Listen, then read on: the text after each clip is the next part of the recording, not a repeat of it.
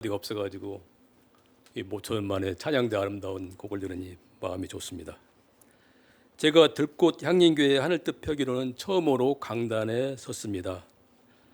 사실은 언젠가는 한 번쯤은 들꽃 강단에 서는 날이 오겠지 하고 은근히 인내하면서 서두르지 않고 기다리며 살아오던 중 오늘 이 영광의 자리에 서게 됐습니다. 오늘 기회로 들꽃 교우님들과 서먹서먹 했던 사이가 좀 더 편안하고 다정한 관계가 되었으면 합니다. 사실 평신도가 하늘 뜻을 편다는 것은 쉽지 않습니다. 섬돌교회는 평신도가 격주마다 하늘 뜻 펴기를 펼칩니다. 적은 인원 가지고 연 26절을 돌려막기를 하는데 무척이나 허우적거립니다.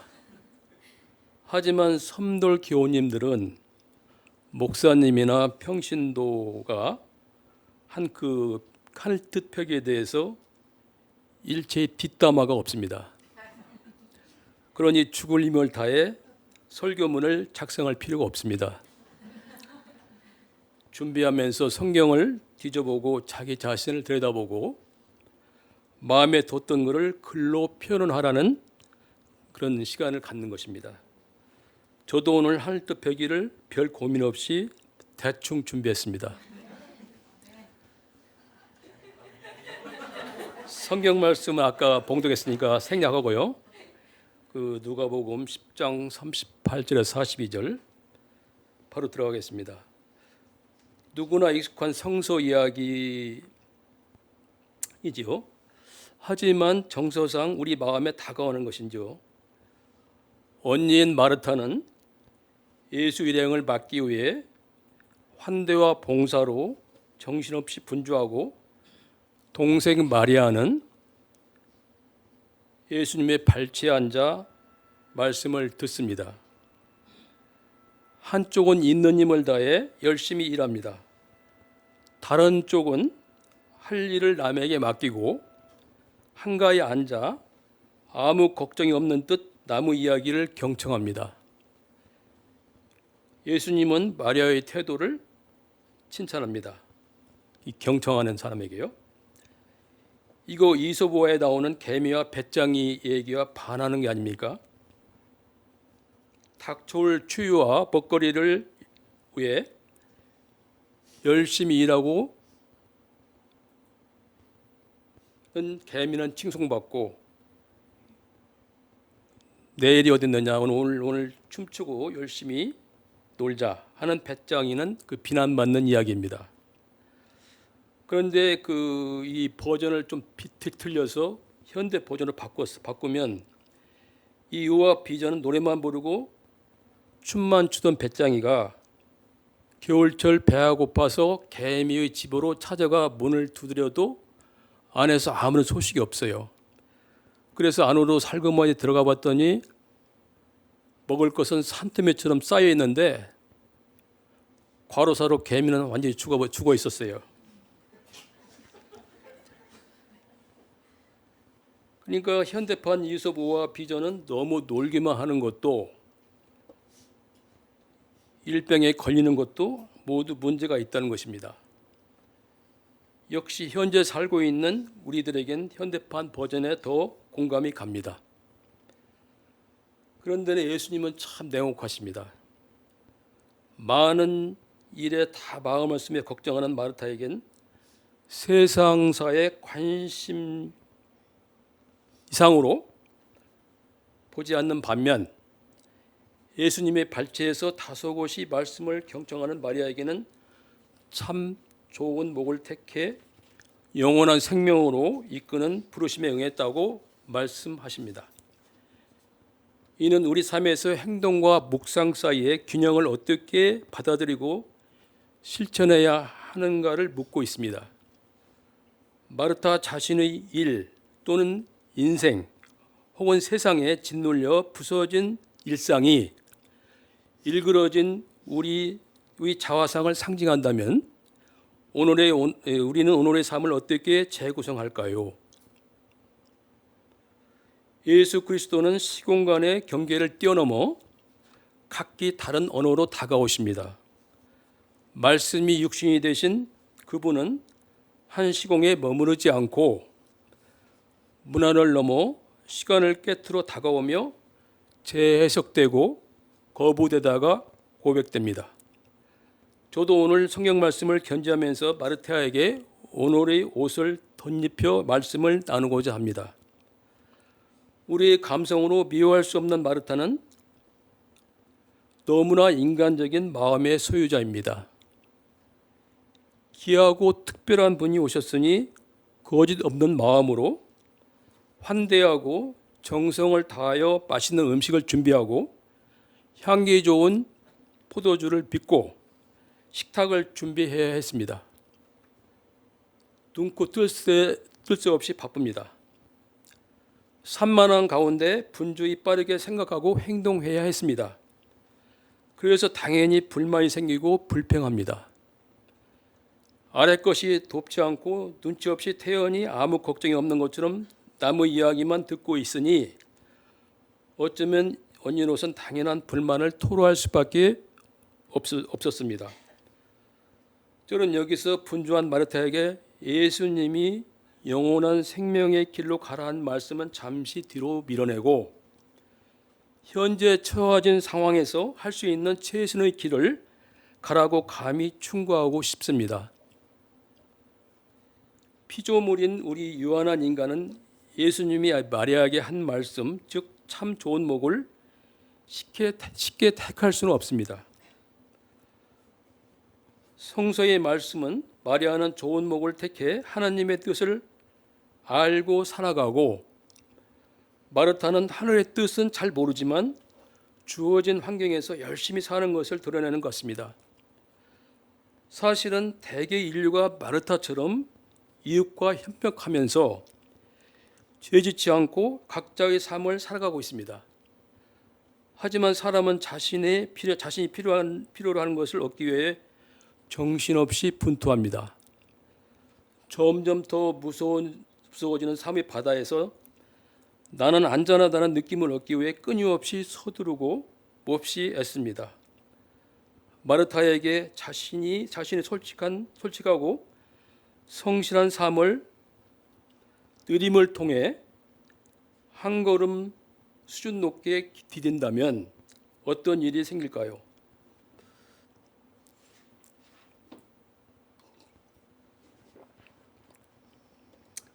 느리게 생각하고 여유 있게 사고하고 행동하라는 것입니다.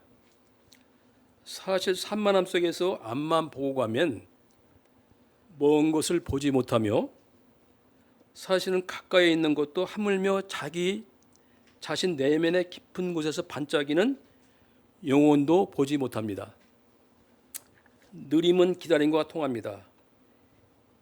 기다린다는 사실조차 모르는 것이 기다림에 혹은 느림에 갇히지 않고 나라는 존재를 시간 속에 자유롭게 풀어주는 것이 아닐까요? 그러나 우리는 더 서두르고 빨리 가려 합니다. 차분하고 느린 마음이 자신과 남을 구하고 세상을 구합니다.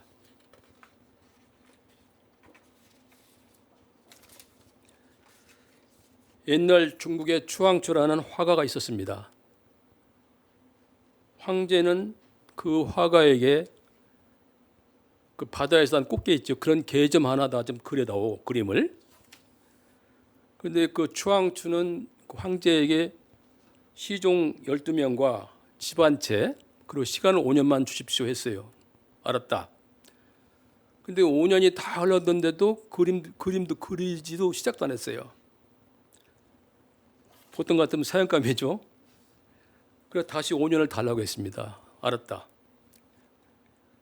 근데 또 5년을 거기다 보냈어요. 거의 10년이 채워질 무렵 탁 먹물을 갈더니 붓에 탁 담가가지고 한순간에 한 손으로 개를 그렸는데 지금까지 그렇게 잘 완벽한 개가 없더랍니다.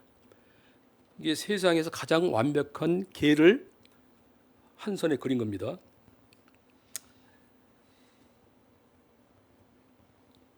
이런 얘기는 중국에서 존재의 모호함과 불확실성의 지혜를 느린 과정을 통해 표현하기 위한 이야기입니다.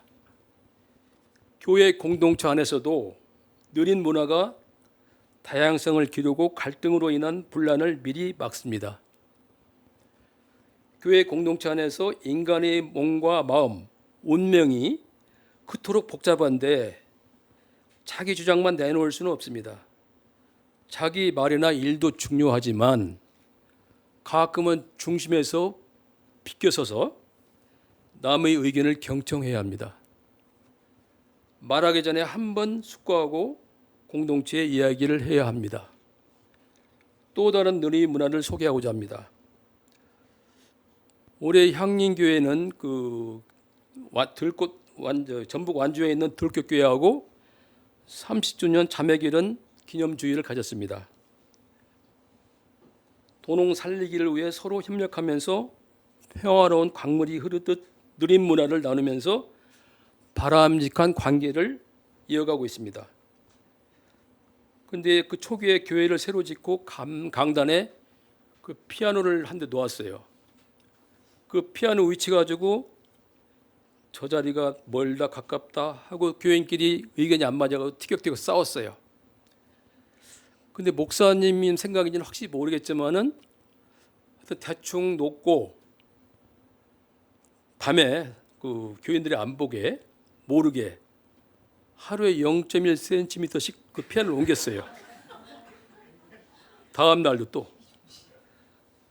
그래서 6개월이 지나고 3개월이 지나고 또 3개월이 지난 어느 날 그 말썽같은 피아노는 아주 고상하게 태연하게 지금도 그 자리에 놓여 있습니다. 교인들의 마음은 느림의 문화에 녹여져 평평하게 되었습니다. 사람은 익숙함에 몸에 배어 조금만 변하고 달리하면 불편해하고 불안해합니다. 다음은 제가 섬돌 양념교회에서 겪은 경험을 소개합니다. 제가 느린 문화에 익숙하지 못한 데다 성질이 급하고 산만해서 그 섬돌 공동체에 커다란 큰 슬픔을 주었을 뻔했습니다. 저는 여기 함께 자리한 윤영수 장로님, 또 한 번의 장로님과 섬돌 분가를 준비했습니다. 벌써 13년 전입니다. 분가를 한 후 목사님과 협력하여 교회 운영을 해야겠다고 그런 꿈을 꿨습니다. 그래서 분가 중에 그 교회 운영 체제에 왜 교회가 존재하는가 등을 마련했습니다. 모든 교인에게 장로, 권사, 집사 등 일체의 교직을 없앴습니다. 물론 당에도 없는 겁니다. 물론 저희 3명도 장로직을 내려놓고 모든 교인에게 통하는 님으로 불렸습니다. 하루아침에 별을 떼인 장군이 강등되어 병사가 된 것처럼 평정심을 유지하기가 쉽지 않았습니다. 산만함을 버리고 느리게 반응하려고 해도 마찬가지였습니다. 교회에 온 지 얼마 되지 않는 신병이 저한테 임승견님이라고 부를 때 기분이 참 묘했습니다. 교회 운영을 운영위원제로 하고 모근위원장, 모dom장 임기를 1년 후 했습니다. 하나님 안에 모든 교인이 중심에 서서 각자의 은사를 발휘하여 서로 존중하고 섬기는 민주적인 평등한 교회를 다짐했습니다. 소수 문화자 큐 함께하는 다소 앞장서는 세계적 교회를 꿈꾸며 분가를 했습니다. 예배는 예배 모임에서 예배 입금이 기도, 하늘 뜻 펴기 담당자를 섭외합니다. 그러나 계급장이 떼이고 날개쭉 지이는 장로들은 한낮 더위에 풀 죽은 채소처럼 생기가 없었고 자신이 없었습니다. 자신들이 만든 교회 운영 틀에 스스로 갇힌 기분이었고 그 제도가 얼마나 무섭다는 걸 그때 알았습니다. 경황이 없는 가운데서도 워낙 신뢰가 두터운 목사님이 곁에 계시니 감히 어떻게 하질 못하고 섬들이 잘 되기만을 기다렸습니다. 그런데 저는 어느 날 교회 옥상에서 키오를 상징하는 무지개 깃발이 있는 거예요. 저는 순간 당황했고 심박동에 빠져졌습니다. 그 당시에 저는 교회에 굳이 깃발이 있다면 십자가면 됐지 왜 그 무지개 깃발이 필요한가 좀 아리송했어요. 저는 느리고 느긋하게는 이미 선을 넘었습니다. 마음속에는 평소의 불만이 함께 더해졌습니다. 저는 며칠 내로 무지개 깃발을 내리라고 제가 존경하는 목사님께 정중히 말씀을 드렸습니다. 물론 목사님은 참 대단한 분이셨습니다. 잘 아시겠지만 아니라고 판단되면 양보는 없습니다. 그러니까 공과 사를 엄격히 구분하십니다. 저는 깊은 바닷물에 빠진 느낌이었습니다. 그렇게 제가 존경하고 그렇게 믿었던 목사님이 제 의견을 안 들어주는 건 제가 교회 다니면서 이게 처음이었거든요.